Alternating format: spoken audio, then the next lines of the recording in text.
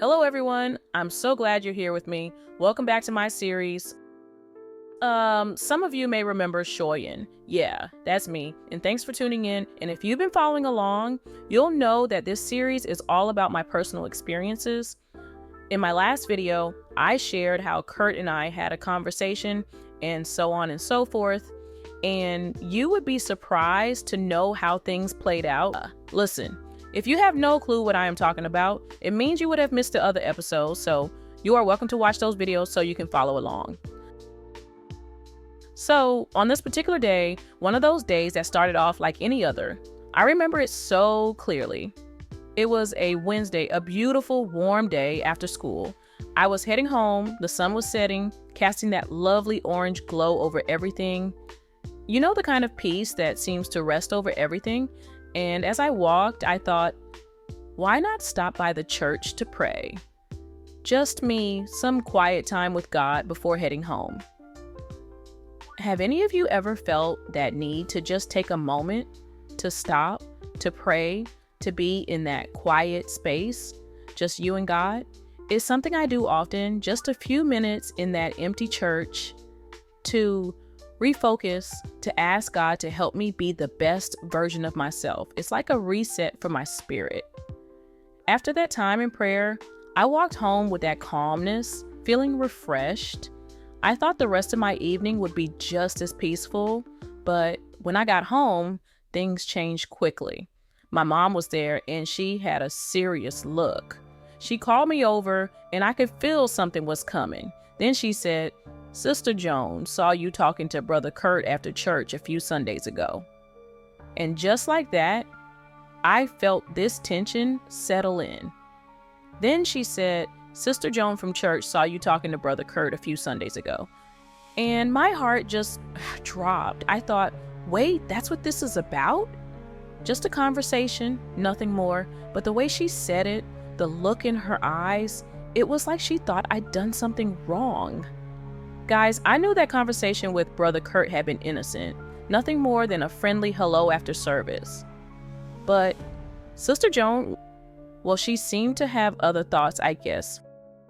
Then my mom started talking about appearances and how I needed to be careful. She was like, "People are watching, Shoyan," and in such a warning tone as though I had done something wrong. As I was about to give my little input, my dad joined in with my mom. Imagine this, guys. My dad started with this lecture and strictness, and with all the descriptive words showing all his tightness. I just could not win. In that moment, I felt like I was owed trial. I didn't even get the chance to explain myself. My mom was saying things like, "You have to shun the very appearance of evil. We have to be careful, Shoyan. People at church are watching you, and we don't want to give anyone reason to talk." And before I knew it, my dad began to talk like he had information about Brother Kirk, how he is too classy, and usually men like that are not serious about God. Instead, look for the ones who will work hard, farming, and doing hard work.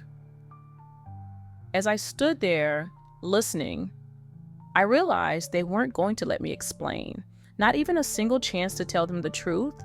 It was all about how I should stay away and keep my distance away from sin and be careful. And to make matters worse, guys, the warning came across in a manner that made me to feel guilty.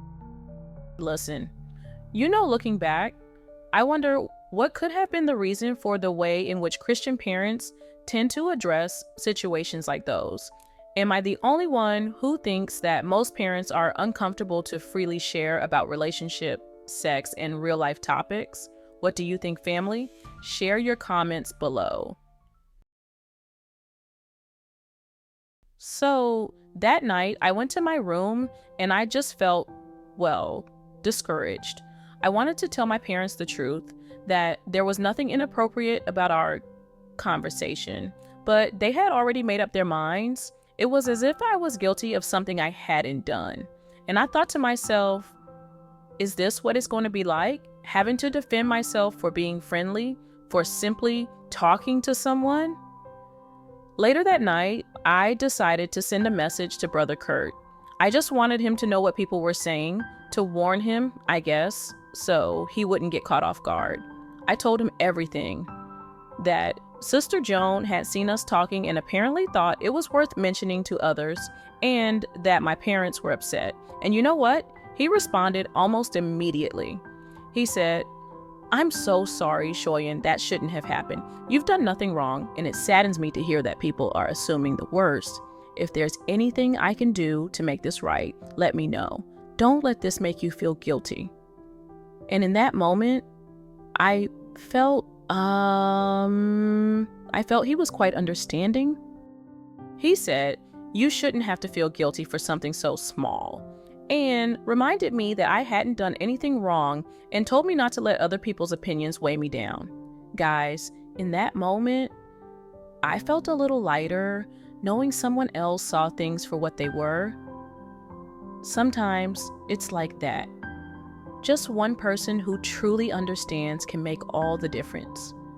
I didn't say much else to him that night, but his message stayed with me. As much as my parents' reaction hurt, Kurt's response helped to balance that pain. He was supportive, understanding, and that made all the difference. It helped me realize that I didn't have to carry that guilt, that I could stand in my truth, knowing that God sees my heart and my intentions. And I want to ask you all, have you ever had someone in your life who did that for you, who made you feel seen, even when everyone else seemed to be looking the other way? Those people, they're like little gifts placed there to remind us that we're not alone. And this experience was only the beginning. It opened my eyes to a lot of things about myself, about my family, and about how sometimes assumptions can take root, even among those who love us. And you know what? I think this journey, this walk of faith, it's not about always being understood by others, but about being true to ourselves and to God. So, I'd love to hear your thoughts. Have any of you faced something like this? How did you handle it? How did it make you feel? Let's talk about it in the comments. And if you want to know where this journey goes next, stay tuned, because this story, it's far from over. Thank you for listening, for being here with me, and for sharing in this experience. I'll see you in the next episode. Until then, remember, stay true to who you are and to the one who sees you fully. Blessings, everyone.